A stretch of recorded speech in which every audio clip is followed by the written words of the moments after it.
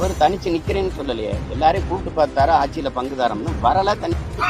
ஆமாவா இல்லை? நான் வந்ததுல 2010 கட்சி தொடங்கும் போது இந்திய கட்சிகள் திராவிட கட்சிகளோடு கூட்டு இல்லை, தேர்தல் உடன்பாடு இல்லைன்னு அறிவித்தேன். இன்று வரை நிற்கிறேன். நான் யார்கிட்டயாவது பேசணும்னா என்னைய கூப்பிட்டாங்க, யார்கிட்டயாவது போனேன்னா எனக்கு பேசாத பேரம் இருக்குன்னு நினைக்கிறீங்களா?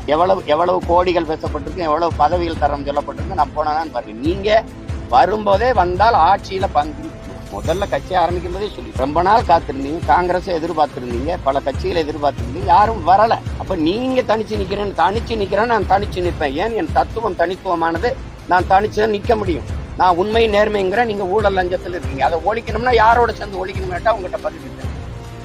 நான் வீரன், தனித்து நிக்க, இந்த பாருங்க, கூட்டத்தோடு நிக்க யாருக்கும் வீரமோ துணிவோ தேவையில்லை.